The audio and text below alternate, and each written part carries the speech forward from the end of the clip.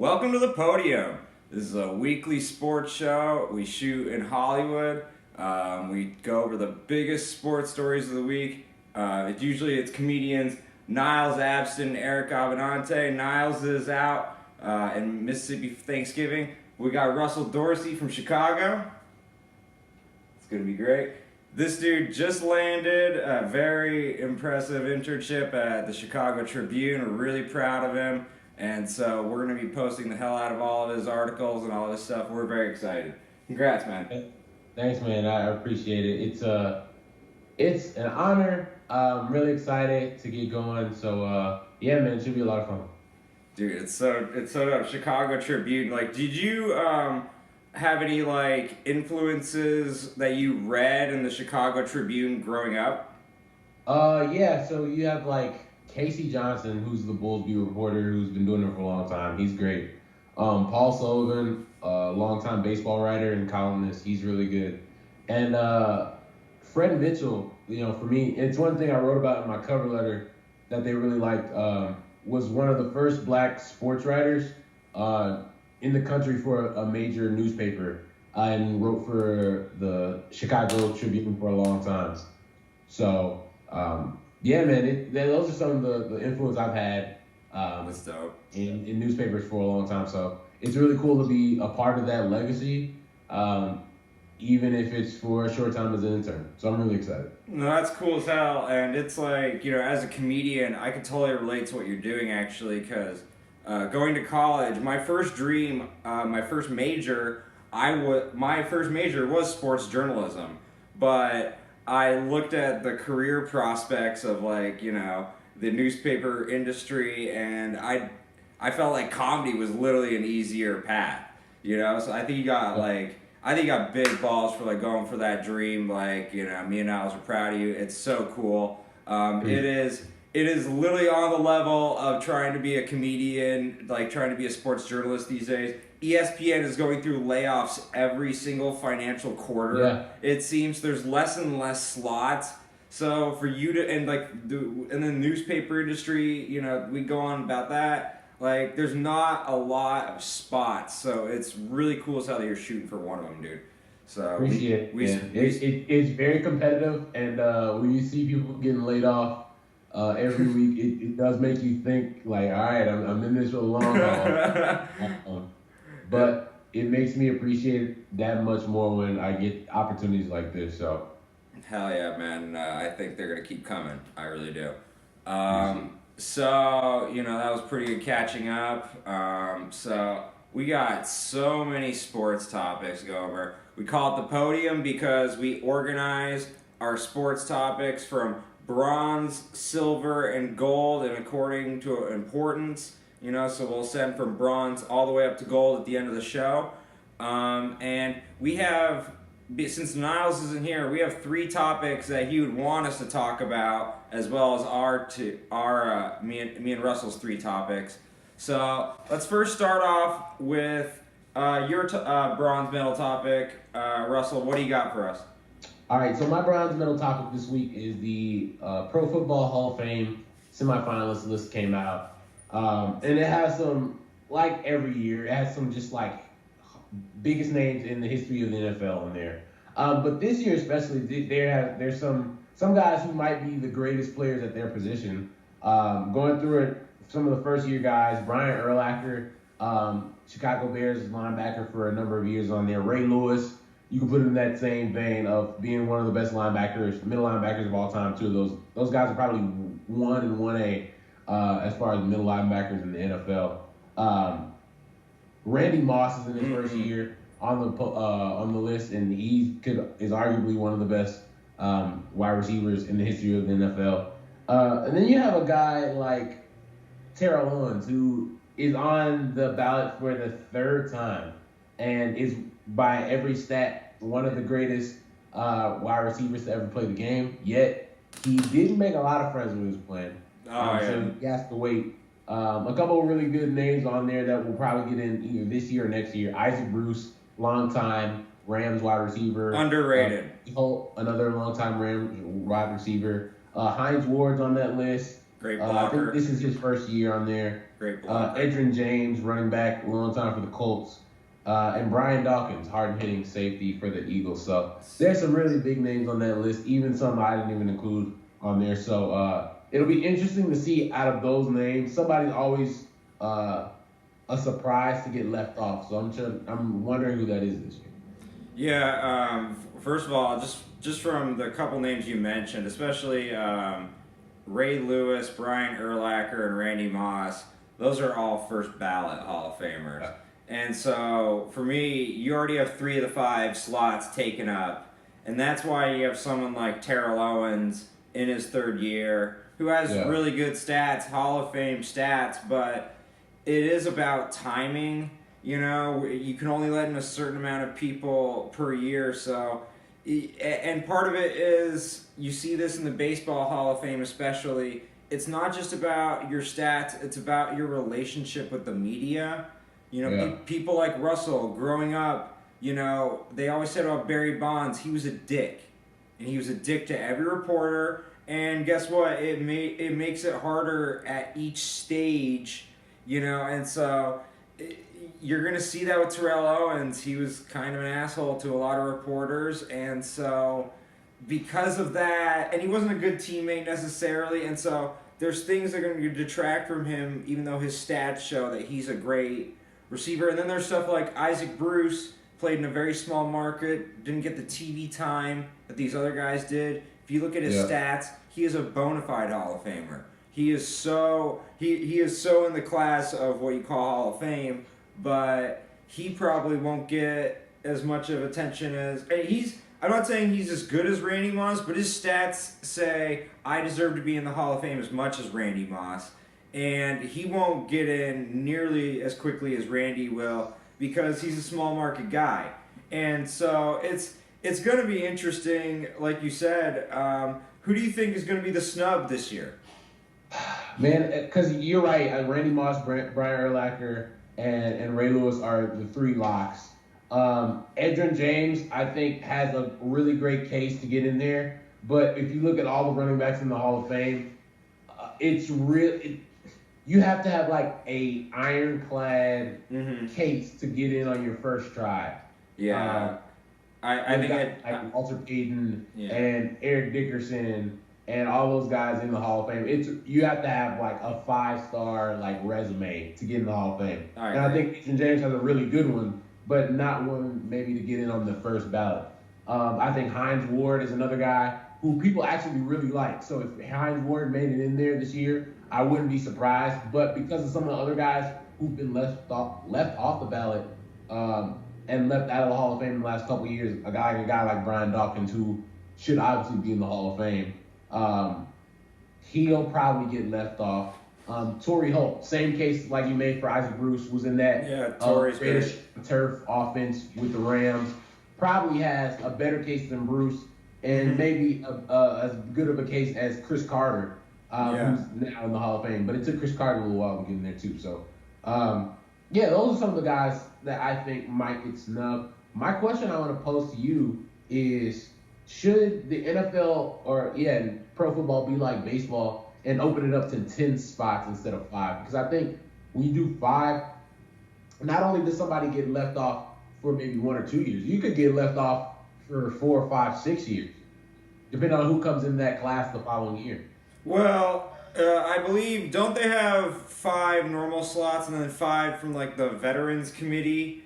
So it's like if you didn't make it through the first run, then you're eligible for that next 5, right?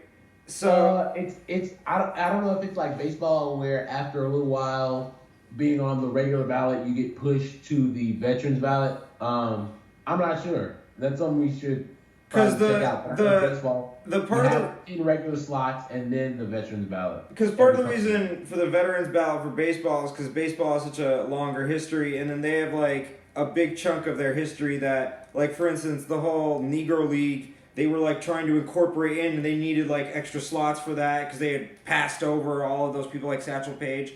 And so it's like, I feel like there's not as much history with football, but I feel like there is the potential of you're gonna have people starting to get left off that are Hall of Fame worthy, and some people would say, oh, it's the Hall of Fame, not the Hall of Very Good. They don't deserve to be on, but I think a lot of these guys, they deserve to be on, but it's just but because there's only 5 slots, it's like musical chairs, and they're gonna get left off, and I think that's unfair. It shouldn't be process of elimination. That shouldn't be part of the Hall of Fame selection. I think there should be. I wouldn't expand it out to 10. I think 7 would be good. But the issue is, as far as I think 7 for the Hall of Fame to me is a perfect number. I feel like there's always 2 guys who should get on. Like this year, like you said, Brian Dawkins, Torrey Holt. Those 2 feel like snubs to me, and they shouldn't. And Isaac Bruce maybe too. So there's 3 guys I really like. I feel like 7 a year would kind of solve this.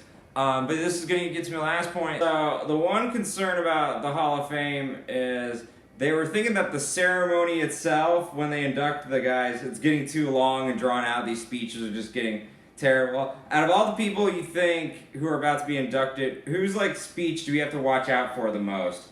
I'm thinking Ray Lewis, number 1 choice for me. Do you think he's gonna do that 2 kneel knee thing again right before he starts? You never know when you put a mic in front of Ray what's gonna come out. I definitely think Ray is probably the one we need to think about. I'd be very interested to see Terrell Owens' Hall of Fame speech when he eventually gets in there, to see who he's going to come for, or if he's just you know what, made a lot of mistakes, and if I could do it again, probably would change some things. But you don't know. So, I think half the thing with T.O. would be the waiting to see what exactly he would say. Yeah, I think we're not going to see classy T.O. I'm not going to hold my breath on that one. You think we can't hold out hope for that? I think it's more get your popcorn ready. He's gonna start roasting people, and that's what I want. No, and I don't think that's bad entertainment at all. Yeah, I think he's gonna just start trashing people like Michael Jordan at the Hall of Fame speech, and not that he's Michael Jordan, but I don't mind. I really don't mind at all as a comedian. Heck of a player. Yeah.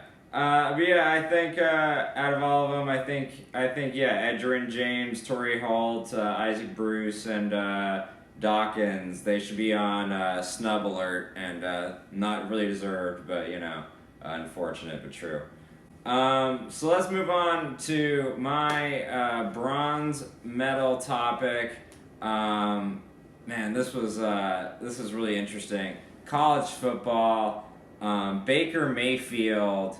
When he goes up against Kansas, they don't shake his hand, and at the beginning, and he gets heated, and then at one point, he scores the 4th touchdown on him, and then he's screaming at him, swearing at him, saying the F word and all that stuff, and then grabbing his crotch, just going off, not realizing the cameras are watching him, making sure that we can blast it on ESPN 200 times in a day.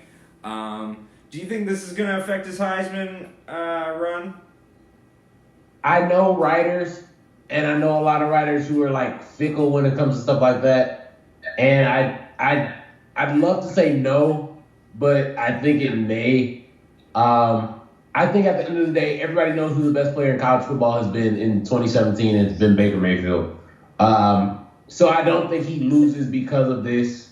Honestly, I think people have blown it to a level of stupidity because, look, football is a game where there's a lot of horrendous stuff said on the football field every game. And like you said, they didn't shake his hand either. Yeah. So honestly, you know what? Whatever I say is whatever. It sucks because you see me saying F you and grabbing my crotch on TV. That's unfortunate. My kids see that. But at the same time, you're out there competing. You're out there heated. Guys talking. Everybody popping mess on the field. You're likely to say some things. And he's the most famous person on the field, so he's likely to get the camera on him. But this is what I like. I think a lot of people see that and compare it to, I've heard a lot of people like say, well, that's what Johnny Manziel used to do, and like try to compare it to. I think Johnny Manziel was a amazing college player, but I think as a quarterback, Baker Mayfield's way better, like pure high quarterback. So I don't like comparisons at all, but especially when it comes to that, because I just feel like you see a guy talking crap, Johnny Manziel. Yeah. You know? Yeah, and it's very interesting that you make the distinction, and I think it's fun to talk about it really quick. You're right. I think Johnny Manziel was for sure a better college quarterback, but Baker Mayfield will translate better to the pros, which is why, to me, it's a bigger deal than all the Johnny Manziel stuff, because you're talking about an actual prospect. Johnny Manziel, in reality, is kind of a short, Russell Wilson type with a 10-cent head, and if you're going to have you can't have a 10-cent head if you're going to be like a Russell Wilson type. And but Baker Mayfield's a bigger, stronger guy, can really throw it. This guy, we're talking about an actual, like, prototypical NFL type body. And so not only is the Heisman at stake, but I think there's draft positions at stake here. Like teams are worried, is this our guy? You see the same thing with Josh Rosen. He's acting like a brat, and people are like, oh, do we want to draft this kid even though he's got the golden arm? And that's the same thing with Baker Mayfield. And, to me, we just talked about it in the last segment with the Hall of Fame. These writers are fickle. They are human. You can't help but be human. And I wouldn't want, if you're saying, oh, this is the Heisman, and there's people who want to look up to you. It's a role model situation. I don't think they're going to vote for him. I really don't. And I just think that image of him grabbing his crotch, it's not going to fly. Like, the Heisman pose. It's like the stiff arm. It's going to be him grabbing his crotch now. Is that how they're going to redo the trophy? It's not going to work like that. And I don't see them picking him. I see them picking someone safer, and I think he really blew it. I don't think it matters really what he does. In the end, he's toxic now, in my opinion. I don't think they're going to vote for him. What sucks is it's not like he's even a bad guy. He's not a bad teammate. It's just guys were talking crap, and so he talked crap back. Well, and it got caught. Like I don't think it's much more than that. And honestly, I think his performance in that game spoke for itself. Like, they won 41-3. They blew Kansas out like they were gonna do anyway. Yeah. But it's because they were talking crap. Kansas didn't back it up, so that's what happens. And like as far as his draft stock goes, like I don't think he'll ever be like a starter in the NFL. Like, he might be a pretty good backup one day, but I don't think GMs will just be like, this dude is a toxic, cancerous type of player, and we don't want him in our. If Jay Cutler can continue to find work in the NFL, Baker Mayfield will be fine. Yeah, well, I mean, I have nothing to refute. And I was Jay Cutler supporter for a long time. Like I was one of the only people in Chicago that tried to keep people off the cliff with Jay Cutler. But if that dude could be in locker rooms, Baker Mayfield, and people his face love him. Yeah, he's just a hothead, and he continually does stuff, like when he spiked the flag at Ohio State, and he just had other offenses. It reminds me of Grayson Allen. It's not about what he did. It's just the fact that he's such a little hothead, little petulant brat who keeps continually making these same mistakes, and he's entitled enough to be in a position where he can make those mistakes. And it is kind of it's kind of annoying to deal with. And to me, in the NFL, and for the Heisman, for that matter, you want someone. It's bigger than you. You're representing something, and he doesn't have the mindset for that. I just don't think he's. But that's me. But I really do think, in the minds of the writers, he really hurt his stock with the Heisman, and then same with the NFL, because is that the guy you want leading your team? And I don't think it is. But I guess that wraps that up. We have 3 topics that Niles would want us to talk about. The first one, Thursday night football. We've had a rash of injuries throughout Thursday night football. Richard Sherman tore his Achilles. 4 other Seattle Seahawks, I believe, got injured during that game. And they talked about, should Thursday night football be banned?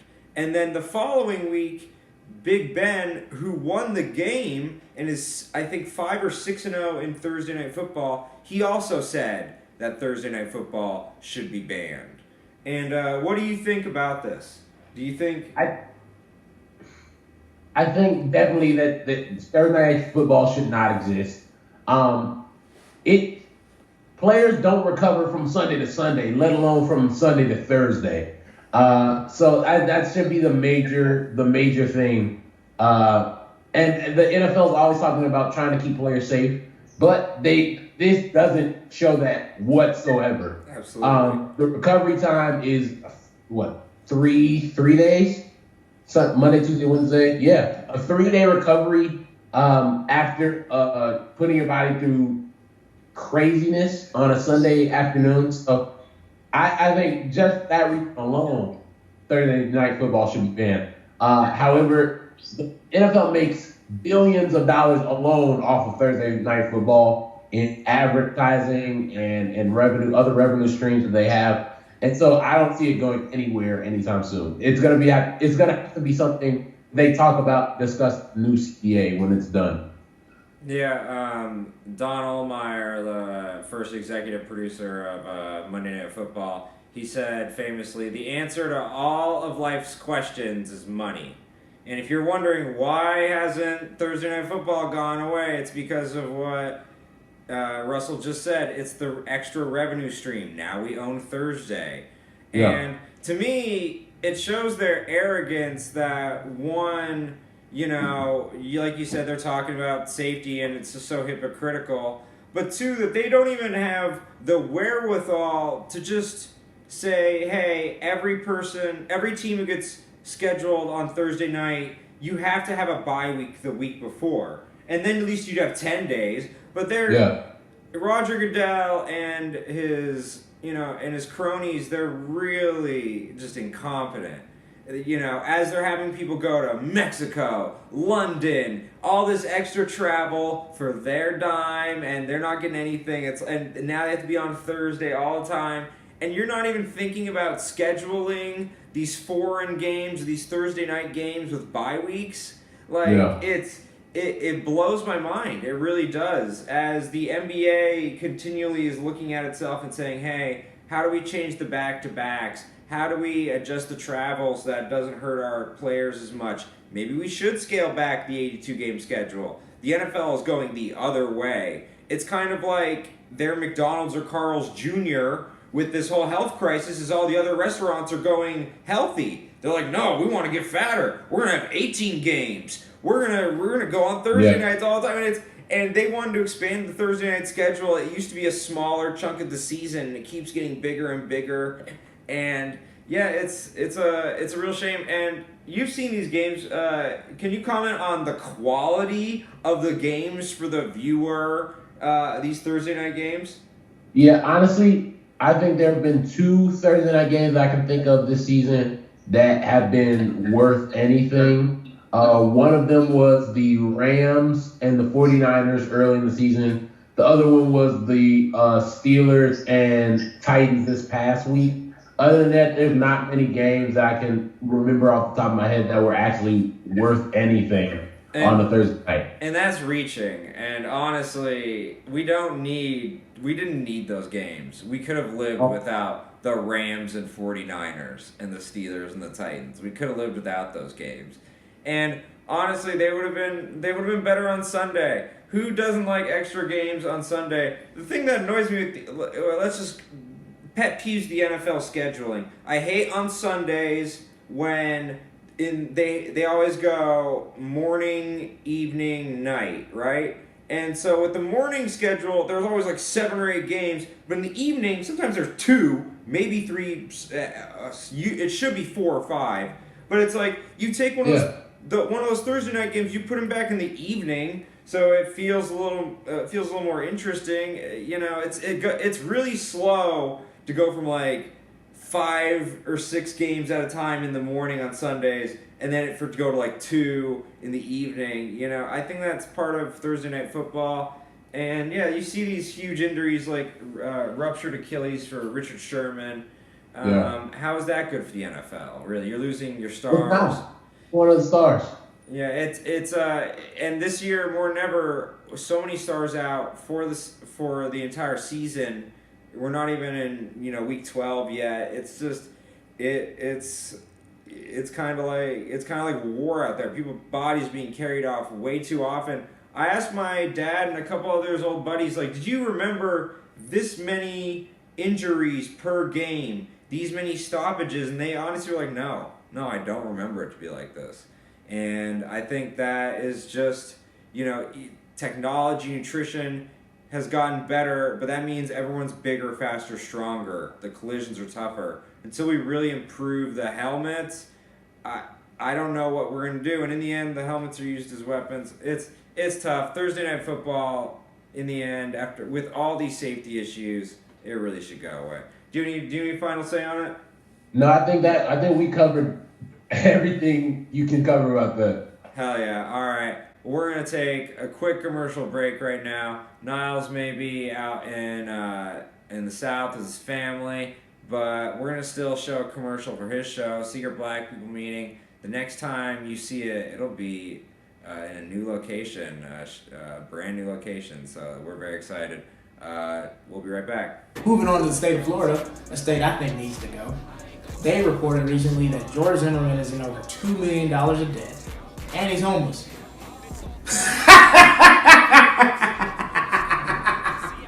Quentin Tarantino has made a huge career off of making incredible films about female characters getting revenge and getting back at their male creeps. And the one time that he can actually do something about it in real life, he wets the bed like a Michael Bay film. This Halloween, white people, if you want to celebrate another person's culture by dressing up for Halloween, let me show you the right way to do it. Don't. Papa John's has become the official pizza sponsor of the white nationalist movement. And it makes sense. It's not properly seasoned. All right, and we are back. This is the Podium. We just showed a commercial for Niles Abston, our co-host who isn't here right now. His show, Secret Black People Meeting. You got to check it out. He got his first person to randomly stop him in the streets saying, "Aren't you the guy who does that Black People show?" It's the beginning. It's the beginning of him being stopped in the streets a lot. We made over 100 subscribers on 310. That's dope. Yeah, we have our own custom URL. It's not like a bunch of gobbledygook. It is just www.youtube.com/c/channel310. It's pretty easy. So that's cool as hell. And Blunts and Brunch with Arthur Hamilton. I'll tell you about that later, but we are really excited about that show as well. So a lot of cool things happen at Channel 310. We're pretty excited. But speaking of cool things, this is one of my favorite times in the year in the NFL. We always do the picks, but today it's the special Thanksgiving football game edition. We have our 3 Thanksgiving games, and we're going to organize them on the podium from the bronze, silver, and gold medal Thanksgiving NFL games, and we're going to pick them against the spread according to Vegas. So, Russell, do you want to start us off? What do you think is your what's the first what do you think is the bronze, what do you think is the third best game to bet on this week, Thanksgiving, aka the worst one? I think the worst game to bet on, well, the worst game to bet on is probably the best game of the day. Sorry, well, let me rephrase that. What's the worst game to watch, essentially? Okay, the worst game to watch is probably the Chargers against the Cowboys, which is a 3 o'clock game tomorrow. Without Zeke Elliott, the Cowboys have been struggling a lot. And the Chargers just are coming off this game which they put 54 points on the Buffalo Bills. So I think Dallas is going to be in for a long game because I think the Chargers offense is, really good. So I'm taking the Chargers over Dallas. And you are echoing the sentiments of Vegas because Dallas is at home in a Thanksgiving game. You would think this is at any time before the season, if you had told people that they would not be favored and giving 2 points to the Chargers on Thanksgiving, they would have told you were out of your mind. But that is what's happening. Vegas is saying that essentially the Cowboys are 5 points worse than the Chargers currently without Zeke, and because of the 3-point advantage of being at home. And honestly, I think the pendulum has swung a little too far hard on the Cowboys. The Cowboys are, in Vegas terms, a public betting team, which means the public bets them way too hard generally. But when the public sours on the Steelers or the Cowboys or the Packers, that's kind of when you want to bet them usually because they will surprise you. I think getting 2 at home is a little too much. I might sound stupid starting off, but I think I'm going to take the Cowboys on Thanksgiving. The Chargers have been hot lately too. And I'm assuming that we're going to regress back to the mean, that Dallas isn't that bad, and that the Chargers really aren't that good. I really think the Chargers have had, a schedule thing. I mean, they lost to the freaking Jags, Yeah. So I think that they are just as capable of blowing this as Dallas. And in the end, Dak Prescott is a much better decision maker than Phillip Rivers. And his career has shown that, especially in the fourth quarter. Even though the one thing I will say, do you think Dak Prescott is not the same man without Zeke? Because I think the last 2 games that Zeke was out, Dak threw 6. It was either 6 picks or 6 turnovers. But he's had 6 turnovers in those games. Do you think that's a function of Zeke, or is it just like it's a small sample size and like this game he would show you a little more? I think it's unfair because Dak has been put in a position where he has to now do everything for the Cowboys. So I think it's kind of unfair to put him in a position where he can't make any mistakes. And I just think there's a lot of pressure on him. I don't think he's a bad decision maker. I don't think he's a bad quarterback when Zeke's out and then Zeke makes him look great. I think both of them add to each other. Yeah. I definitely think that. But I think Dak is a really good quarterback who has the pressure of not having his running back there. I think if you take a lot of people's running backs away, those offenses would suffer. I think if you took Melvin Gordon away from Phillip Rivers, that offense suffered. I think if you take Todd Gurley away from Jared Goff, offense suffered.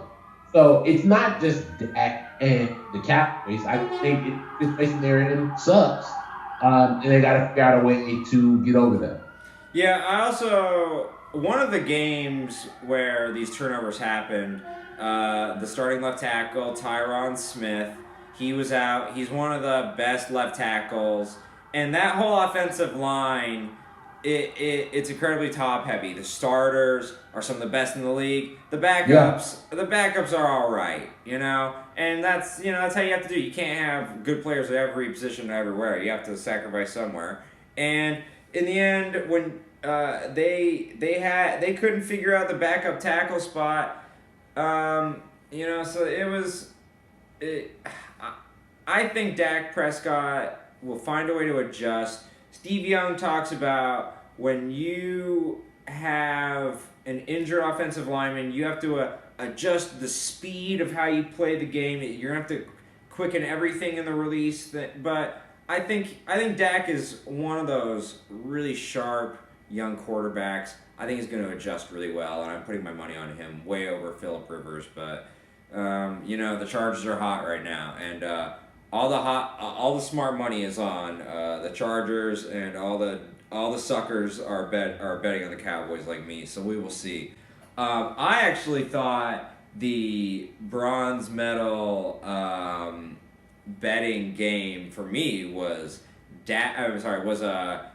the Giants at Washington. The Giants are at Washington. Washington is laying down 7.5 points. With Vegas is saying that at home they expect Washington to win by more than a touchdown. And that sounds easy, but Kansas City lost by 3. Went to overtime with them. Definitely didn't cover. So it's tough. It's tough, but I think the Washington Redskins, they've scored like 30 the past 2 games, and in the end, their defense may suck, but it's the Giants. I don't think they could score 30 points on no defense at all. They would still find a way to turn it over somehow against nobody and dropping it. And so I like the Redskins here, and I'm probably a sucker for doing that, but I just see them blowing out the Giants, and it's kind of a shame that this is the evening game. I wish the last game that we're going to talk about would have been the finale for Thanksgiving. But what do you think about this game, really quick? I think this is actually the game to bet the Giants. I think Washington might be the most mediocre team in the NFL. It's like the most average of the average teams. And I think the Giants are so bad, this is the perfect time to bet them because everybody thinks they're going to lose. And this would be, of course, the game where they actually put up some points and take Washington all the way down and maybe beat them by a field goal. I'm actually going to take the Giants in this game for the pure fact that they're not as bad as they played. Like, they played awful. I think it's more because they quit on their coach than them actually having no talent. So, Ben McAdoo still gets fired when the season's over. But I think the Giants do still have some talent there, and I think they pull out the upset over Washington. For our viewers, this is a smart play in that he's saying, Washington is as mediocre as possible, and the Giants may be crap, but he's saying crap is not 7.5 points worse than mediocre. He's saying it's only like 3 or 4 points. And that might be a very smart play. I'm gonna be trusting Kirk Cousins on Thanksgiving. I might not be thankful for that. I might have to eat a little extra to get over that pick. But the final game, I really think this is the best game, and I'm so excited for this one. Minnesota is at Detroit. Detroit is giving 3 at home, which means that Vegas thinks Minnesota is 6 points better. Vegas thinks Case Keenum is 6 points better. I'm dying to talk about this game. Let me hear what you got here first, Russell. I think this is an evenly matched game. I think Minnesota is one of the best teams in the NFC. However, I think Detroit is playing really good football. They're at home. It's a Thanksgiving game where they feel comfortable most of the time. Even in seasons where they were really bad, they always, for some reason, played well on Thanksgiving games at home. And I just think they found something in their offense. They found the recipe with Golden Tate and Marvin Jones. And I think if Amir Abdullah can stop fumbling, I think they have a recipe to beat Minnesota. I think they have a decent tight end, Eric Ebron, when he wants to catch the ball. So they definitely have the recipe to win a game against Minnesota and maybe make things interesting in the NFC North. But I think Minnesota is right up there with the Eagles, one of the best teams, not only in the NFC, but in the NFL.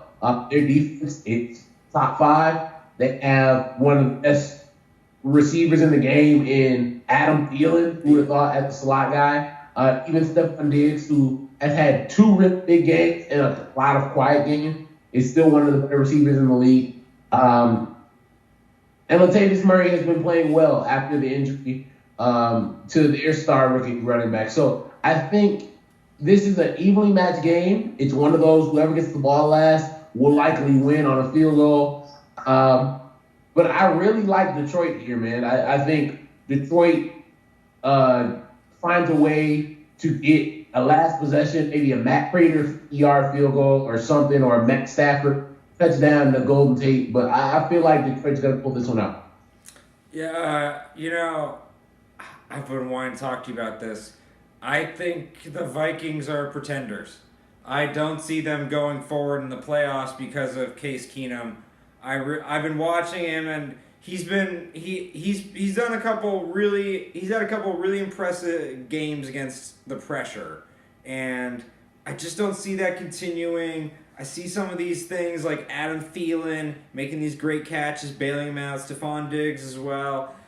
The defense, it might be top 3 more than top 5, and they're phenomenal. They're really what's made them 8-2. It's not the offense. The offense has been just good enough for them to win. The defense really is phenomenal. And, the Vikings, to me, they kind of are little smoke and mirrors like the Chiefs.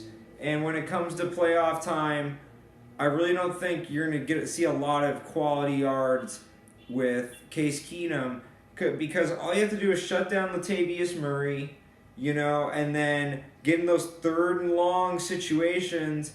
And I don't consistently see Case Keenum picking people apart. And I may be wrong. We may see someone on a trajectory that we've rarely seen at that position from that kind of lack of notoriety and then just out of nowhere doing it. I just don't see it. I really don't. I think 8-2 is like the high point of the Viking season, and it's gonna start getting a little worse and worse, and they're gonna have an early playoff exit. And I think Detroit getting 3, you have to bet that. They're getting 3 at home, and remember, this is a must-win for Detroit. If they want to get in the playoffs, they have to win this game at home. The crowd knows it. They haven't had a lot of success on Thanksgiving, and they are so hyped for a good team finally. I think in the end it's Matt Stafford versus Case Keenum. I'm going to take Matt Stafford every time, to be honest. But yeah, I think that does it for the picks. Let's organize these really quick into bronze, silver, and gold. What do you think is going to be the most viewable? For me, I think it's Washington and the Giants are the worst. Dallas Chargers, I think, could be frisky and could be fun. And then Minnesota and Detroit, just a lock of a fun game. And then, do you agree with that order? Yeah, I agree with that order. I think for the betting purposes. Yeah, what's your lock of the week though? I'd say Dallas and the Chargers probably the one you want to stay away from. I think Washington against the Giants. I think if you take the Giants, it's a really good play this week. And then Detroit and Minnesota is probably, maybe you might want to stay away from that because it's going to be so tight. But as far as viewing goes, definitely the best game. My dad is a Detroit Lions fan since birth. He's from Flint, Michigan. Part of the reason I'm 5'3", drank the water, but he is a lifelong Detroit Lions fan. I learned to swear as a little kid from listening to my dad watch Lions games. That's the kind of relationship we have. I think they're gonna finally turn it around, man. I think this is I've never been optimistic about the Detroit Lions in my life, and I think they look good this year. I think they're my lock of the week. I really do. With our silver medal topics, Russell, what do you got as your silver medal topic this week? My silver medal topic of this week is Shohei Ohtani, the Babe Ruth of Japanese baseball. He is a right-handed pitcher, throws about 95, 96 miles an hour, and hits 400-foot home runs at the plate as a designated hitter. One of the best players we've seen in baseball, not even in Japan, in baseball in a long time. He's one of those unicorn types, just a unique skill set all the way around. And this week, they've been trying to work the MLB Players Association and the Nippon Baseball League over in Japan to try to get a deal done to get him over to Major League Baseball so he can become a free agent. He's already signed with a United States sports marketing sports agency. So the plan is for him to come over, and they're saying he could be posted as soon as next week, and teams can start courting him, trying to get him and to hopefully sign him by the beginning of the year. I think this is great for baseball, not only because this guy has so many different skills, but because it's something we haven't seen in football. Like, this guy could potentially play in the field and pitch. Like, it's really unique. But here's the question: can a player do that in Major League Baseball? And my honest answer is probably no. And if you would ask me why, I think it's hard enough to do one thing amazing in the MLB, whether it's pitching. It's hard to be a really good pitcher in Major League Baseball because you're facing the best hitters in the world. And it's hard to be a really good hitter in Major League Baseball because you're facing the best pitchers in the world, right? So people always like to talk about Babe Ruth being a guy who did both. Babe Ruth wasn't seeing 95 miles an hour when he was hitting, right? And he wasn't seeing 95 miles an hour on the mound. Like, he wasn't just blowing guys away. So he wasn't seeing some like the hitters we have in baseball. So you know what he wasn't seeing? He wasn't seeing black batters or black pitchers either. You know, and so that doesn't help, you know. So it's like he was facing a talent pool that wasn't very diverse, and people were drinking, and I mean, you're right. It's a different time. It's way more professional now. But let me play devil's advocate for you. Let me give you a name, and you'll know exactly where I'm going when I say this. Rick Ankiel. Rick Ankiel started as a pitcher and then turned out to be a pretty good hitter. And it wasn't like he was an otherworldly talent, like pretty elite, but I wouldn't say he was on the hype level of this kid. And to be honest, you listen to all these baseball people in reaction to this kid, and they're saying, "Oh, well, what position is he going to play?" That's an advantage. You wouldn't say to Giannis or LeBron, "Oh, what position is he going to play?" You'd be like, "Sweet, what position is he going to play?" Because he can play multiple positions. It's an advantage. I think baseball is a little lacking creativity right now, and I think this kid's perfect.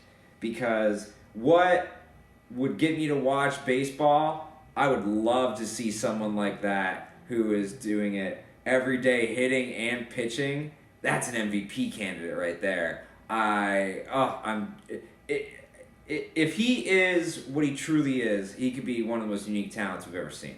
And I'm just so excited. And it's like the only thing I can think of. It's like Ichiro and Darvish if they morphed into one. It's cool. Yeah. It's so cool. I think to go to your first point about Rick Ankiel sucked as a pitcher. Right? Rick Ankiel was a really bad pitcher. This kid has the potential to be a Yu Darvish type of talent, right? So if he can, why mess around and let him hit, right? To me, I think worst case scenario, he's Madison Bumgarner. He's a guy who pitches every fifth day, is amazing, and could potentially hit home runs. You know what I'm saying? And that's great because there's a lot of pitchers who they just go up there with the bat in the hand, strike one, strike two, strike three, they're done. But this is a guy who could be a threat at the plate, and which is even for a National League club, that's really cool. But for an American League club, what do you do? Like, do you DH him twice a week when he's not pitching? Like, what do you do? There's a guy, Brendan McKay, very popular name, top draft pick in this past draft to the Tampa Bay Rays. Same thing. He was a left-handed pitcher at the University of Louisville, where he played baseball for 4 years. He was also one of the best hitting first basemen in the country. And so the Rays let him do both this year. They didn't do it often, but they let him pitch. They let him hit at the same time. And they're going to let him do it for a little while. They don't know how long they're going to do it. They might stop it at some point, but they're going to try and let him do both. But I think the idea itself of having a guy who can do both is so fun and so cool but logistically, it just doesn't work because it's so hard to be good at one thing, let alone multiple things. Okay, well, let's say logistically it's not possible. Hypothetically, what is more valuable? If he is an all-star hitter or if he's an all-star pitcher? If he's an all-star everyday fielder, everyday player, or just once every 5 starts, what would you rather have? Oh, well, to me, I've always said position players are way more valuable because you play every day. Yeah. You know, when you're a pitcher, you can be a Cy Young winner and you make 30 starts a year. So you affect 30 games. When I'm a position player, I affect 162 games. And that's always going to be more valuable to me. Like, you know, you got a lot of these guys who were drafted as pitchers who were all state and all like Hunter Green, who was the number 1 overall pick in this year's draft for the Reds, was probably also one of the best shortstops in this draft. Was a really good hitter, really good defensively. I thought the Reds should have drafted him as a shortstop because you affect the game every day, not just once every 5 days. So I think as a hitter, if he's good enough to hit major league pitching, I think having him as a hitter every day is more valuable. I don't know if that means DHing him, put him in the outfield. They said he's played a little right field, but he hasn't done it in a long time, so he doesn't know if he can do it at a MLB level. But yeah, position players are way more valuable to me. Yeah, so in the end, I think he'd have to be significantly better at pitching than hitting to say, hey, I want you as a pitcher. Because in the end, you said he threw 95? Yeah, 95 plus. I think it's impressive, but in the end, I'd still rather have the everyday player. You know, I think you're right on that. So, I think that wraps that up. We got, this is a really interesting silver medal topic. It's the one Niles wanted us to talk about. This is one of those once in a century things, it seems like. The Nigerian women's bobsled team just qualified for the Olympics. Yeah. First of all, it's almost like a Cool Runnings 2 reboot. This is cool as hell. Yeah. But it's like, for me, this is like inspiring and scary at the same time because it's inspiring in that we can do anything, but it's scary in that, well, we can do anything. It sounds like something your parents would make up. Like, oh, you can't take out the trash? There's Nigerian women practicing bobsled right now, you know? And so, this is cool. I'll be honest, I have a reason to watch bobsled this year. I'm rooting for these women. What do you think about this? I always thought bobsledding was a cool event because, of course, like every kid, I watch Cool Runnings. And but also, it's crazy because it's like there's no snow in Nigeria. There's no snow close to Nigeria. And the fact that they qualified is amazing. When you consider that most places that have bobsled teams have snow or ice of some kind. Or precipitation of some kind. Like, they rarely even get barely rains in Nigeria, right? This is so impressive. That's really cool and very impressive. Yeah, the science behind this is really, aside from the driver, what separates these teams is the strength of the sprinters to like really push you off. And it's kind of a genius idea. You take these world-class sprinters and you just have one, you only need one person per country to be the genius like you saw in the Cool Runnings who had to be the quarterback, studying the turns. You know, you only need one person like that. The other two are just running, and then they jump in, and then they do this. You know? That's really it. The brake people, I mean, they're important, but in the end, very interchangeable. The driver's really the only important part, and I just think it's so smart. You take these just amazing sprinters, they have so much strength, and then just they might have a true advantage in this, and I applaud the creativity, and I can't wait to see more of it. I hope you see the Kenyans next year. I hope you see all these great sprinting. I'm serious. It sounds like a joke, but I hope you see all the sprinting teams. Like, like Jamaica. This is the whole point of the Jamaican thing. They were great sprinters. That was the whole point of that movie. People forget. If you're in the Cool Runnings, you can really run. That was the whole point. They could all run. So I think it's so cool. But that was a quick one. The last silver medal topic, the rise of Joel Embiid. I'm a Jazz fan. He did something terrible to my team. It was like hard to watch. The way he said he got in Donovan Mitchell's head. Donovan Mitchell then pushed him, and then he did flop. So he's even good at acting. This guy can do everything. He can hit threes. He can flop. He's got post moves. Joel Embiid, though, I'm telling you, this guy. We were talking about Giannis the other day, and Joel Embiid is just on another level. Have you ever seen a skilled? I think, to me, this is the most skilled big man in the league since Shaq. Would you? I agree. Yeah, percent. What do you think of Joel Embiid and like what you've seen the past few games, in particular? It's so unique to see a player like Joel Embiid. First of all, we didn't know if Joel Embiid would ever play in the NBA because he, 2 years after being drafted, he still hadn't played a game yet. But now there's a lot of teams that wish they had taken a risk in taking Joel Embiid if they had the opportunity.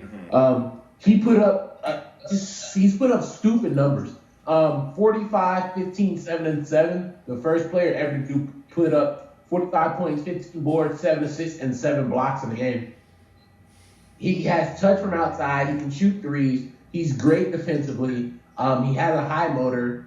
He gets in his opponent's head before the game, on Twitter, during the game. It's really cool to see not only how he's affected that team, but how that team has kind of grown together, even though they weren't playing. Like, you had Joel Embiid, you had Ben Simmons. That team is fun to watch, and that team going to go to the playoffs. Yeah, Ben Simmons and Joel Embiid alone, they are two of the best talents. And I would mention Ben Simmons, but Joel Embiid, like you said, had a historic game. Ben Simmons has been having great games, and he will be on the podium at some point. But Joel Embiid dropping 45, 7, 7, and 14. You haven't seen that in decades. You really haven't. And everything we thought that Anthony Davis would do, Joel Embiid is doing. And I think that's scary that we saw him vault over what we thought Anthony Davis would do, because we really thought Anthony Davis was the next one. I think that's the crazy part of this next generation of like rookies and second-year players. They don't care about the status quo. They really skipped over that next generation. Giannis and Embiid and Ben Simmons. It's a new class of guys, and they're so skilled and multiverse in their talents. Like, if you watch Joel Embiid shoot a three, and you will see this is the new generation of NBA player. And then he had a couple highlights you can see also this Euro step kind of post move that we saw guys like Manu Ginobili have. And now it's a 7-foot guy, 270, pure muscle. This guy is shaking off guys who are grown men in the NBA, and he just has so much skill. And I think what you said is part of it. Ben Simmons, all these other guys, they really help. But the elephant in the room with all these guys, can they stay healthy? Yeah. Do you think Ben Simmons and Joel Embiid play a combined 82 games together, which means 41 each at minimum? Do you think they can do that? I think they can do that. I actually think both of them make it to, I'll say 65 games, because I know sometimes injuries happen in the NBA. She'll be out a couple games. So I think they can both get to 65 games. I know they really try to limit Embiid's minutes, especially because with big men and feet, it's the biggest cause of injury as our feet, especially for guys over 7 feet tall. So No, I think they can get there. They just have to monitor their minutes, especially because they're going to be playing a lot of basketball, especially in April and May, as they get to their first playoffs since Andre Iguodala left. So, yeah, I think they can do that. And Joel Embiid, another guy who supports my theory I had with Giannis and Hakeem. These guys who play other sports like soccer, they have the footwork. They don't look like these awkward 7 feet guys. They look like true athletes, and I think that's really what separates these guys. So I compared him to Shaq. What's your comparison for Joel Embiid before we go? I'd say he's a mix between a Hakeem Olajuwon and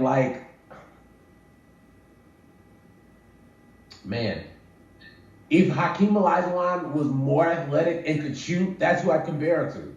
Yeah, it's like if Hakeem... You see him in the post and you see him do the dream shake over a player who's shorter than him, and then you see him on a pick and pop from the outside with Ben Simmons, and it's just like, man, this is a small forward, but just like, no, this is a guy that can put it on the floor and get buckets in the post too. Yeah, you made me kind of think of this. He does have Hakeem's agility, but like David Robinson's body. You know, like in strength and just ferocity. It's not a lanky 7'2". It's not a fat 7'2". It's like an athletic, cut, chiseled 7'2". Yeah, he's a force, and people forget. People see like the chubby face Shaq now or the chubby face Charles. Those guys were about as cut and pound for pound scary. Like they weren't. They weren't Karl Malone chiseled, but they were on that next tier of like they're a little bulkier, but you don't want to mess with them, you know. So I really think, I think Joel Embiid, you give him a couple extra years, and he's gonna look even. He's gonna be even stronger, even more athletic, and then the shot. If him and Ben Simmons especially, they can just land a shot. Oh my God. Yeah. You know, and Embiid already has a lot more touch than Simmons, which is surprising, but Embiid is just a revelation. Any final thoughts? No, I think we got that one. All right, we'll be right back. This is a commercial for a very special episode of Blunts and Brunch coming up. Filmed in Arizona, Niles, Abston, Darren Davis, and host of Blunts and Brunch with Arthur Hamilton. They all went to Arthur's homecoming performance in Arizona. They had multiple shows there. It was so much fun, and they filmed the episode of Blunts and Brunch, and you got to check it out. It's so awesome. We'll be right back on the podium. No! When he whips it out, but you weren't ready. Oh, shit. So you be getting them mysterious dick pics, huh?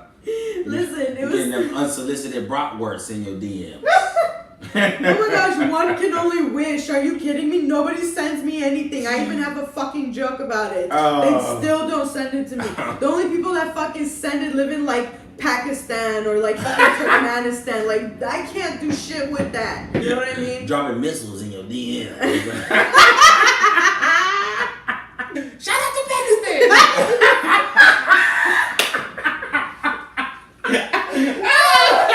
You just saw a commercial for Blunts and Brunch with Arthur Hamilton. Their next episode is the special Arizona episode with our co-host Niles Abston, who was in here. You got to check it out. It is so amazing. So, we are finally at the gold medal topics. It's the podium. We organize the biggest sports stories of the week. Bronze, silver, and then we get all the way to the biggest sports stories, which are gold medal podium topics. So, Russell, you always bring some fire for the gold medal. What do you got this week?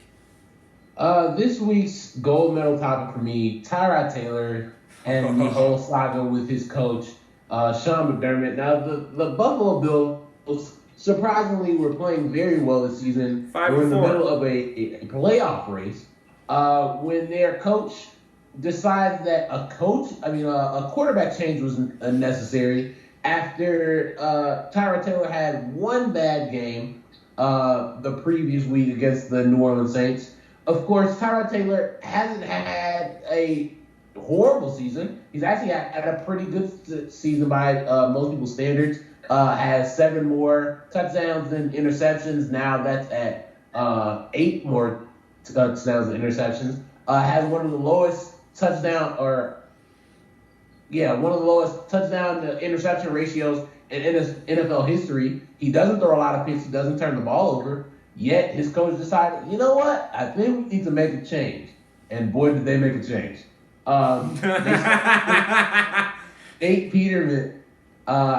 Nate Peterman out of Pittsburgh, and Mr. Peterman threw 5 interceptions in the first half against the Chargers. Tied an NFL record. It was not only significant because 5 interceptions is a lot for a game, let alone the first half, but that was more interceptions than Tyrod Taylor had thrown all season.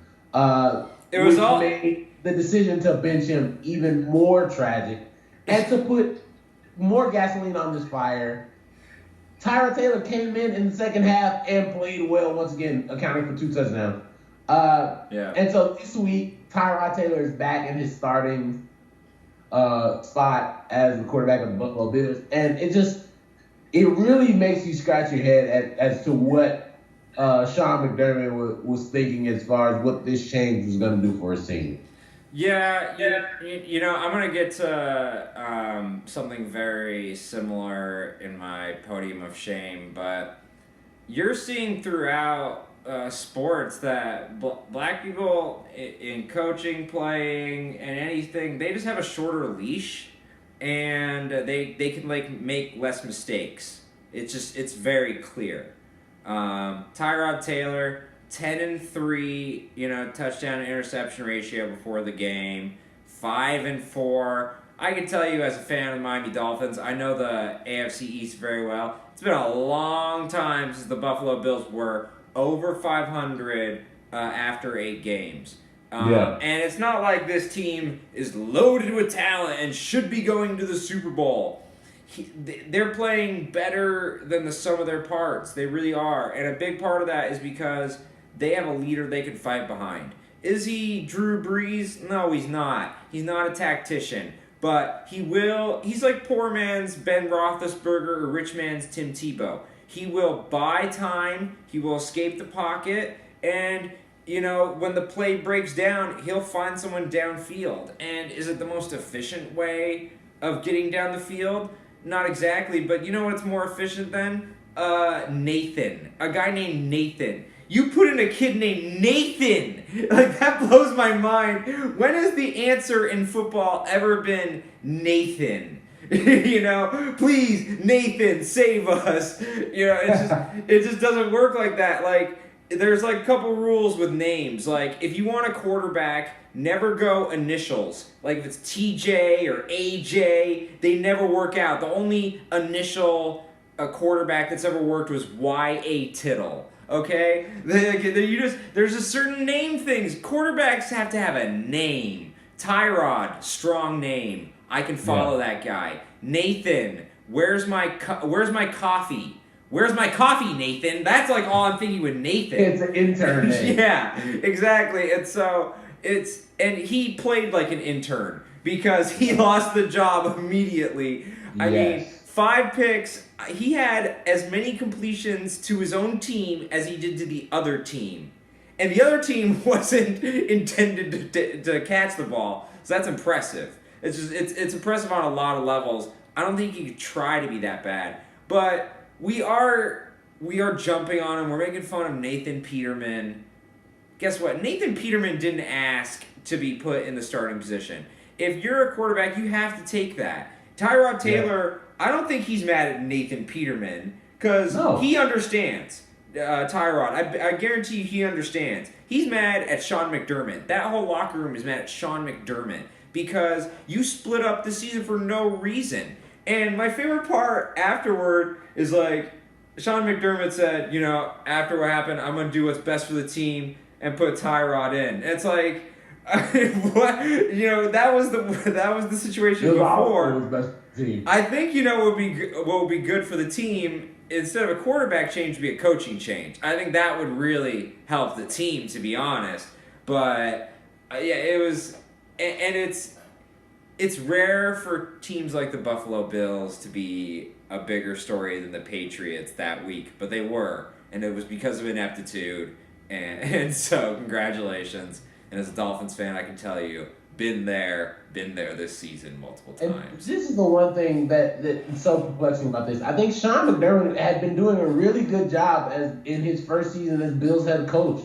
And then this comes up, and it kind of almost messes up everything he's done in the first 9 games of the season. It's just self-destructive behavior almost. Or to me, it's what I was saying in the beginning. I really do feel like if Tyrod Taylor was a white quarterback, he would think differently. And I feel like Tyrod Taylor, you've seen this from Warren Moon on, it's a history of it, and we really haven't gotten over it yet. And I just feel like when you look at Tyrod Taylor and his unorthodox way of getting down the field, people might have prejudice against that, whereas, Mitchell Trubisky, I see him doing a worse version of that. And they're saying, look at how the potential he has.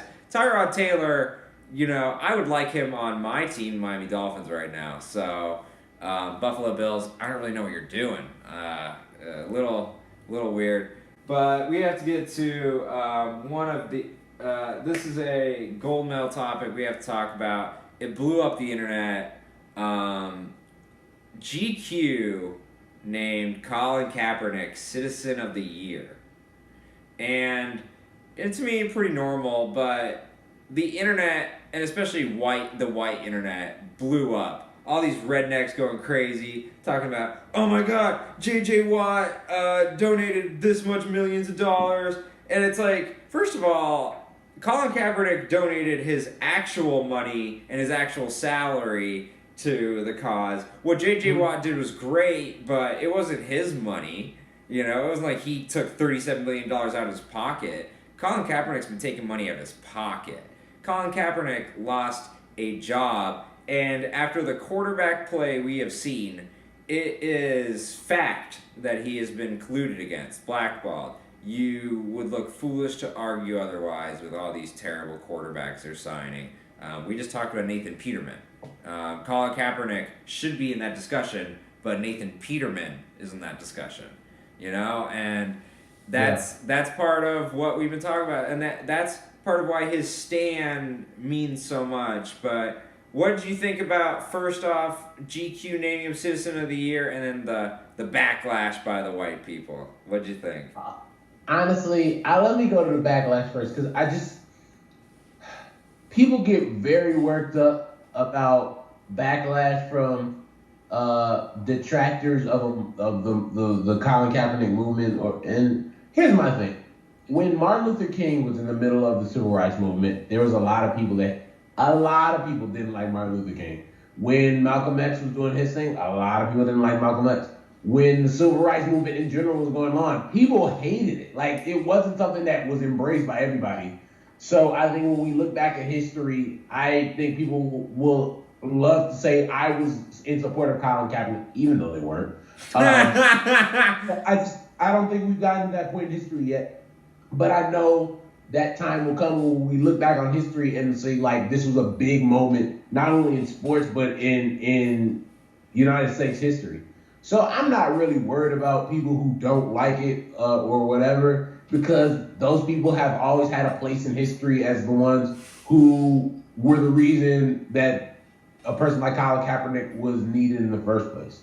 So yeah, that's what I think about that. As far as what I think of him being named Citizen of the Year, I think it's dope. I think if you look at people saying Colin Kaepernick is bad for business, they can't keep one of these GQs on the shelves. They're selling like hotcakes. And it's been really good for not only him, but for GQ. The cover looks dope too, so. Yeah, I find it ironic that you said, that people are saying that he's bad for business when before he left the NFL, he was the number 2 jersey selling, and then this cover is, selling off the shelf. People can't stop talking about him when ratings go up when they talk about him. But yeah, he's bad for business. That is interesting. I I also, I love the historical perspective you gave. I'm going to give you one more example. Muhammad Ali was just, everyone was so angry at him at the time, and then history just painted a rosier and rosier picture of him. Pretty much what I predict for Barack Obama, all the outrage at him will be seen as ridiculous, and he'll be seen as a mostly very good president. And, with Colin Kaepernick, they'll pretty much see, all this BS surrounding him and all this confusion. People saying, he didn't vote or he didn't do that. What does that have to do anything with the fact that him kneeling was his sign of him trying to be respectful, and it got turned into disrespect? I don't get all that. But yeah, one of my favorite pictures though is you see Colin Kaepernick standing amongst all these young kids, right?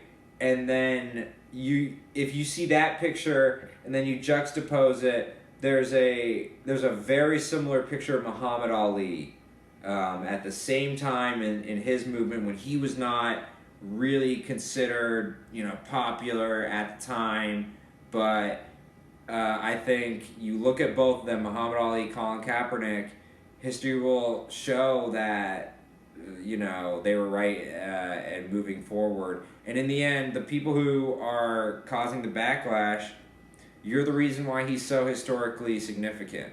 In the end, if you didn't create the backlash, he would have been signed, and he probably would have just been, one of the top 15 to 20 quarterbacks, He probably would have been top half of the quarterbacks, but he wouldn't have been game-changing, but he would have just been one of the quarterbacks, and then it would have been a non-story.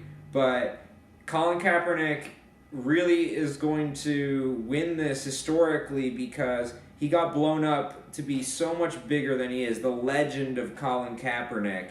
He is a shadow over the NFL right now, and he's blocking the sunlight for them, and people are saying, you're not getting ratings because of Colin Kaepernick. And I think it's the opposite. I think the way they treated Colin Kaepernick, people are a little sick of it and the hypocrisy. But you got any final words on this? I think we're good. This story we have talked about multiple times on the podium, and it just keeps developing into a bigger and bigger story. Jerry Jones and the NFL and Roger Goodell, it is going back and forth now, and Jerry Jones has been trying to get rid of Roger Goodell because of this Ezekiel Elliott stuff, and there is now rumors that there are owners who want Jerry Jones out of the NFL. So I have a question to you. Who do you see is more likely to be out, Goodell or Jones? Oh, it has to be Goodell. Yeah. Because here's the thing, and just quick context, Get him out. You need 17 owners to bring up the vote, and you need 24 to pass it. And the only interesting thing, if you want to make a case for Roger Goodell, when his contract extension was originally drafted, it was voted 32-0, which means Jerry Jones was one of those people who voted for him. So he looks a little hypocritical and stupid. But in the end, what we just talked about with Colin Kaepernick and other things, Roger Goodell has screwed up so many times. We've talked about it so many times on the podium, how incompetent he is. I think no matter how angry these owners are at Jerry Jones, they've got to be more angry at Roger Goodell. He's gonna...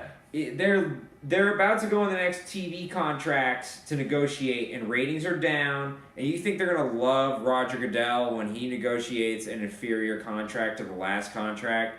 Rich people do not like less money, I'll tell you that right now.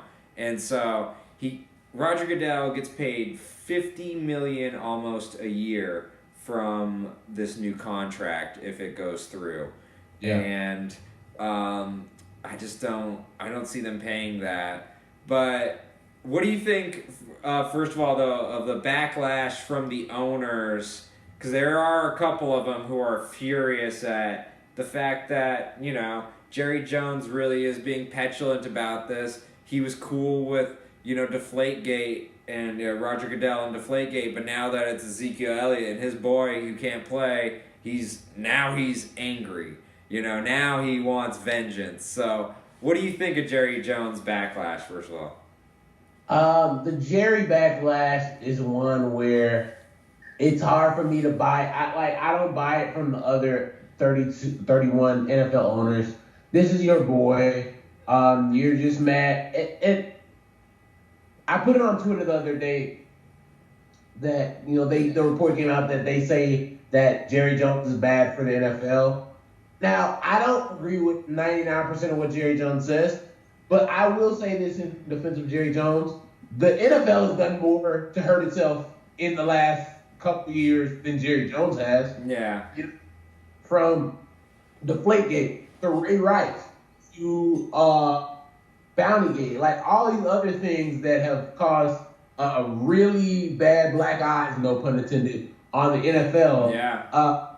And this just adds to it. Just happens to be with Jerry Jones and the Cowboys. Like, I think the Cowboys, as a franchise, get that Yankees, Red Sox type of feeling to them. Like, people love to hate them anyway. But yeah, I just think it's one of those things where Jerry is just upset that his boy got suspended, and now he's throwing the temper tantrum and trying to throw his weight around. But it's just like, all right, you lost this time, Jerry. Like, there's nothing you can do about it. I do think Roger Goodell sucks as a commissioner, and I'm not even one of the owners. Like, I just think nothing he's done besides bring more money into the NFL has been good for football. The inclusion of Thursday Night Football has been awful for the game. I think this whole social activism, hasn't been vital in taking a stance anyway in that. It's kind of on people to go away. And I just think he's a bad commissioner. I don't think he's done anything to improve the game other than the monetary side. And I think being a commissioner, there's way more to it than just bringing in money. But when you work for 32 other owners whose only goal is their bottom line, I mean, maybe that is the only thing that's important to them. Well, and to be fair, he didn't make the money. He was just around for the growth and signing the contracts. TV, the value of live games in this new era of DVRs, live sports has truly become one of the most valuable commodities in TV. And therefore, these contracts keep rising and rising. And so, Roger Goodell was just kind of lucky. It's like saying, oh, the economy was helped under me just because the internet was created. Like, it's pure inflation. These numbers are rising, and you're getting credit for technology advancements, growth of the market. I was always dubious of people saying that, oh, Roger Goodell is really smart at making money. I think he was just around for the money being made. And just because you're the figurehead of it doesn't mean you're the cause of it. And there's two things with Jerry Jones. One, he is hypocritical, but he is the backlash is part of it is they are shooting the messenger a little bit in that he is the first one to really say, we screwed up with Roger Goodell, we need him out. And all the other owners don't want to admit the mistake, and so they're a little mad at Jerry, but it sucks when Jerry Jones is right, especially when he is hypocritical in bringing it up, but he is right about Roger Goodell, and in the end, I think that'll hold stronger than him being hypocritical. But, do you think that wraps it up? Yes, sir. All right. We have one more commercial to go through. We have so much amazing stuff in the Channel 310 comedy section we want you to check out. After this, we'll be right back, and we're going to get to the winner's circle and the podium of shame. We'll be right back. Hey, this guy is Jewish. His parents are therapists. That means he's got issues. Make it loud for Eric Abbenante!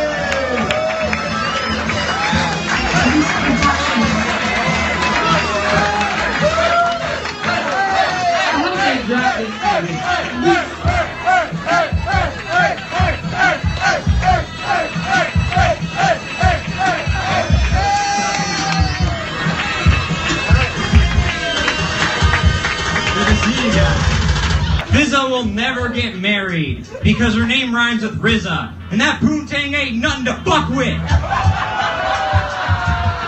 And we are back. You just saw a commercial for one of my roasts. That's actually the highlight video of over a dozen roasts that I've done since over a year ago. And it's a lot of cool moments, a lot of laughs. You got to check it out.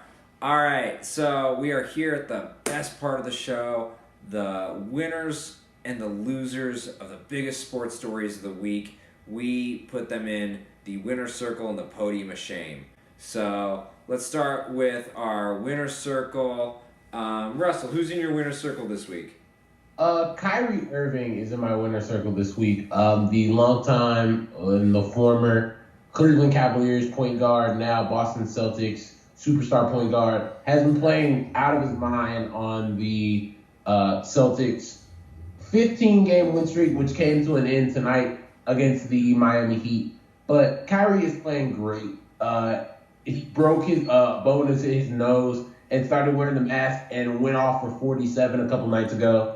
Just playing some amazing basketball and leading that Boston Celtics team to a 15-1 record in their last 16 games, which is amazing. So Kyrie, a big thing for people when Kyrie left and made that move to Boston is, can he win without LeBron? And for a long time, it was no.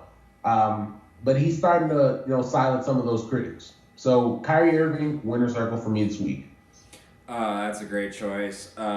Niles isn't here, but we'll pick an honorable mention for him. Someone I'm not going to mention, but that he probably mentioned, the Philadelphia Eagles, 9-1. Yeah, welcome to the winner's circle. You guys are, and Carson Wentz, they're looking like a legit team. But my winner's circle, this is a little more funny. Mike Leach, the coach of Washington State, was asked by a reporter who was getting married in 9 days, just a little bit of advice on getting married. And Mike Leach gave one of the greatest responses in the history of coaching, as far as a quote goes. And I have to read it to you verbatim because it's that important to me. And he was just saying, when you get married, what's going to happen is the women lose their mind. Your fiancée is going to lose her mind. Your mother-in-law is going to lose her mind. Your mom is going to lose her mind. Several of your sister's female relatives are going to lose their mind. And they're going to barrage you with constant questions. What should we wear? And of course my answer is, I don't care. What should the invitations be? I don't care. What should we have for dessert? I don't care. Should we sit this way or that way? I don't care. But see, I don't care is not satisfactory at all. You can tell he's been thinking about this, by the way. It's amazing. And you're going to get caught in a catch-22. And I'm certain you already have. And that catch-22 is, well, I want you to be part of this too. So what color invitations? Are it the blue ones? Well, I like the tan ones. Okay, the tan ones then. Oh, you're just saying that because you want this over. You're not even thinking about it, which is, of course, true. What do you want for dessert? Oh, I was thinking strawberry shortcake. Oh, okay, strawberry shortcake would be good. What about blueberry pie? Well, I like the blueberry pie. We can have the blueberry pie. Well, I thought you wanted to have strawberry shortcake. And he just goes on and on, and it's just gonna go back and forth, and they're just gonna keep keep away until after you're married. There's no answer that you give that's gonna be satisfactory or correct. And if you successfully please a few of them, a few others will be like, oh, well, I don't feel like he's that interested. So you don't need to work late. So you need to work late, go back in the room and read a lot of books. Take the groomsmen out so you make sure that they march in just right and they know exactly, these swell outfits that you picked out or however you're doing it. And in the end, you'll wish you just eloped. Oh my gosh. Mike Leach, who you can tell has been married for 35 years and has 3 daughters. That's all you need to know. And I was just going to say, most coaches, they wouldn't even dare to have any personality. That was hilarious. Thank you, Mike Leach. Really quick, how would you organize them? The Eagles, Mike Leach, and your pick. I'd say Eagles third, Kyrie Irving second, Mike Leach first. Yeah, I agree. It was epic, unique. It was great. So the podium of shame. This is an important spot. The worst people in the whole entire week of sports stories. Russell, start us off. Who's on your podium of shame? Well, I basically gave most of my podium of shame in my gold medal topic with Sean McDermott. He's my person this week. Coach of the Buffalo Bills. The Buffalo Bills were on track to make at least vie for a playoff spot. But after their recent loss to the Chargers, it doesn't look like they're going to be able to do that. After starting off so well, Sean McDermott, I don't know what he's been doing lately. Their defense has allowed 45 points a game their last 3 games. They gave up 54 points to the Los Angeles Chargers last week, 47 points to the New Orleans Saints 2 weeks ago, and then 30 points to the New York Jets 3 weeks ago. So I really think it's time to take a hard look in the mirror for the Buffalo Bills, especially their coach, Sean McDermott, who I do think is a decent coach. But he needs to figure out something quick.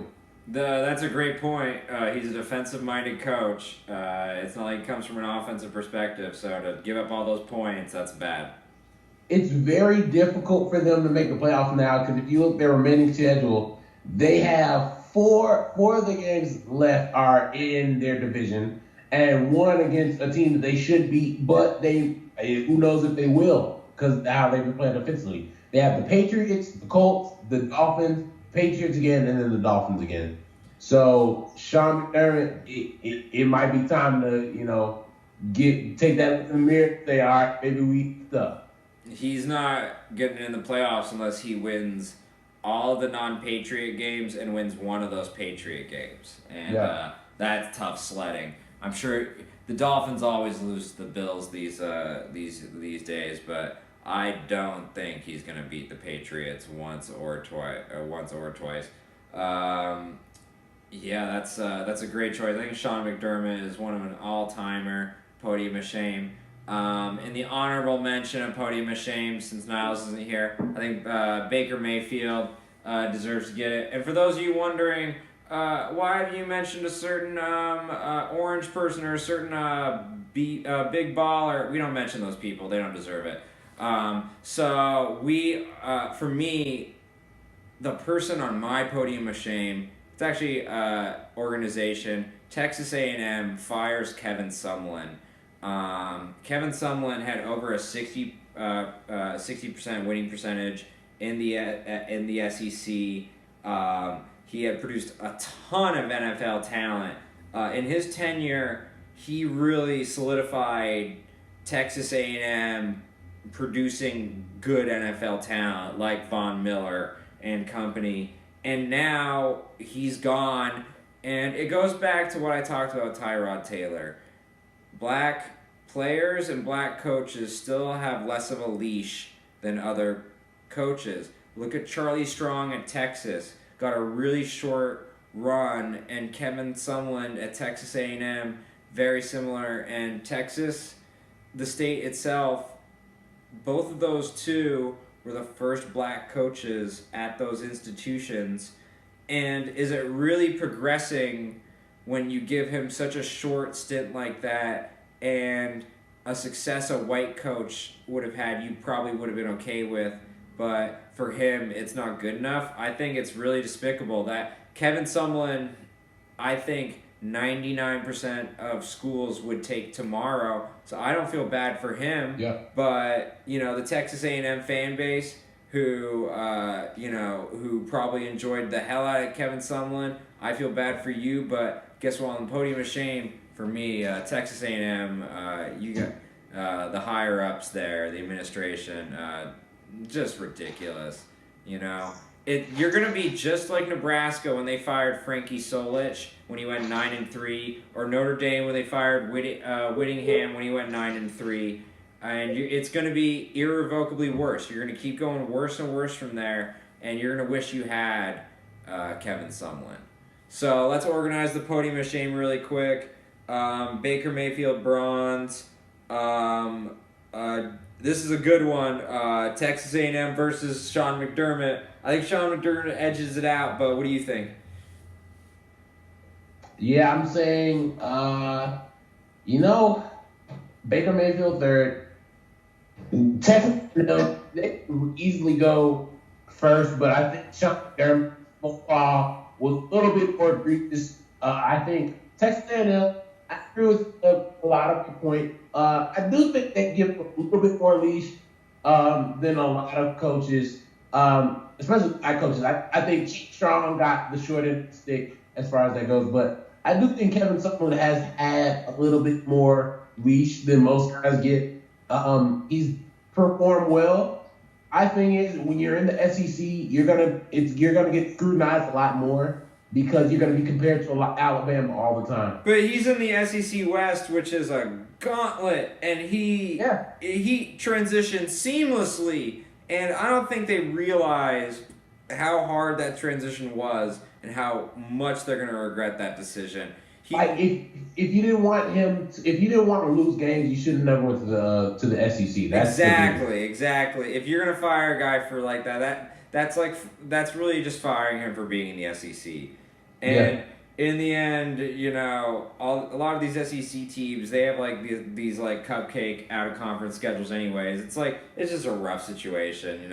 Kevin Sumlin, I feel for you. I know you're gonna have a better job anyways. You can move on from Texas A&M. It'll get better, buddy. But yeah, Sean McDermott, congratulations. Podium of Shame winner this week. You did it, buddy. They really could use a coaching change instead of a quarterback change. You know what? That pretty much wraps it up. Russell, is there a spot where they can find your Chicago Tribune stuff yet, or is that going to be upcoming? It's gonna be next month before I start. So when I get stuff going and up, I will let everybody know. All right. So just a little insider information for you guys. This is probably gonna be the last time we shoot in this apartment. We're moving to bigger and better things. We have a studio that's gonna sponsor us that wants to shoot with us. We have another apartment that I'm gonna move into that's not as shitty as this one that doesn't have fucking bugs crawling around. It's exciting. Channel 310 has been exciting. I've always wanted to host a sports show. Like I said, I even chickened out of getting a sports journalism degree. I'm not as brave as this guy, but I get to talk to this guy, and as he's living his dream, getting the Chicago Tribune, I'm doing my thing, performing around town, performing with Niles. He's also a comedian. You can follow him at Niles 310. You can follow Russ at Russ_Dorsey. And you can follow me at Eric Abbenante. Please watch the Podium. This is episode 8. We've had a blast doing this show. This is a dream come true. And we will see you next Thursday. Have a great Thanksgiving. And have a great Thanksgiving, Russ. Hope you have a good time with the fam. Thanks, man. You too. It's a good one. All right, man. I will hit you up later, all right?